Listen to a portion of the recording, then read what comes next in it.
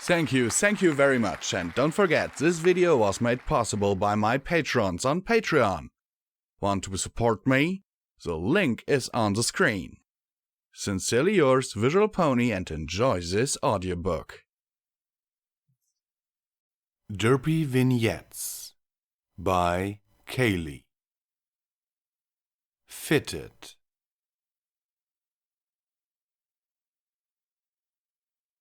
Derpy glared at the bundle of fabric sitting on her bed. It was pretty fabric, a light blue and really soft. Unfortunately, it also seemed to be on a mission to drive Derpy insane. She grabbed a bit of the fabric and shook it out so it was more or less flat instead of bundled up. She was going to fold that fitted sheet if it killed her. Alright, you turn the sheet inside out. That's simple. Now I put one hoof in that corner and one hoof in that corner. Derpy was now balanced on her hind legs, the sheet hanging down from her front hooves. Now I need to put that corner inside the other corner. Derpy brought her hooves together and managed to put one corner inside of the other. So far, so good. She glanced down at the two corners down near the ground. But now how am I supposed to get these two corners together? After a bit of thinking, Derpy decided to carefully lay the sheet down on the floor, being careful not to pull apart the corners that she had already matched together.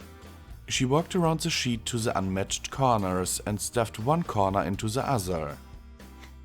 Derpy grinned. She'd done it. She looked at the other end of the sheet and her face fell. She'd managed to pull apart the first two corners while she was working on the other two corners. Maybe if she stood on one end while she worked on the other end? That might work. She placed her back hooves on the matched end of the sheet, being careful to put one hoof on top of the paired corners so they couldn't pull apart. She carefully walked her front hooves along the sheet, being careful to keep her rear legs firmly in place. Just a little bit more. Derpy fell flat on her belly, all four legs splayed out and pulling the sheet with them. Derpy banged her head against the floor and sighed. Time for a new plan. Maybe she should just try to pretend the elastic corners didn't exist. She straightened the sheet out on the floor, but this time she pulled the edges in a few inches on all sides, so the stretchy parts were no longer at the corners of the rectangle. Now she didn't have to worry about trying to fit any corners into each other. She could just fold it like the flat sheet. It was brilliant. Or not. A few minutes later, she had two folded sheets sitting next to each other on her bedroom floor. The flat sheet was folded into a tidy square. The fitted sheet wasn't. Now, it shouldn't have been that difficult. Just fold it in half multiple times until it was a nice square shape. So why did it look more like an inflated circle than a flat square? Maybe she just needed to compress it a bit. Turning around, she plopped her butt onto the rebellious sheet. She bounced up and down on it a few times, just to make sure it was as flat as possible. This had to work. Derpy stood up, turned around and glared at the sheet, just daring it to defy her. Evidently, her glare wasn't terrifying enough, since the sheet immediately started to puff up again. It was probably her eyes. Maybe if her eyes weren't all wonky, it would have taken her glare more seriously.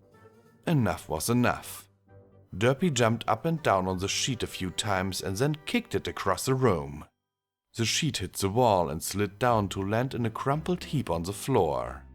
Derpy turned her back on the evil bundle of fabric and walked out of the room. She returned a few minutes later with a small shipping box and a roll of tape.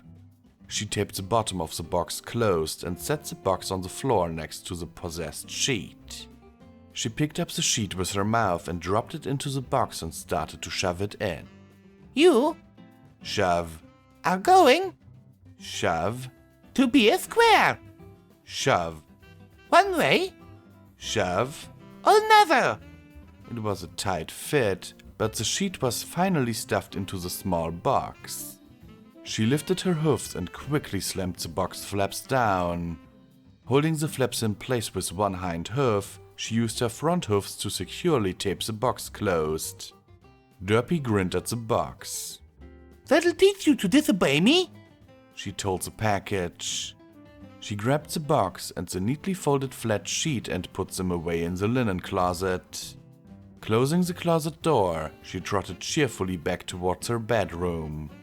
Pop, rustle, Derpy froze. That was the unmistakable sound of a box coming untaped. Were you a little?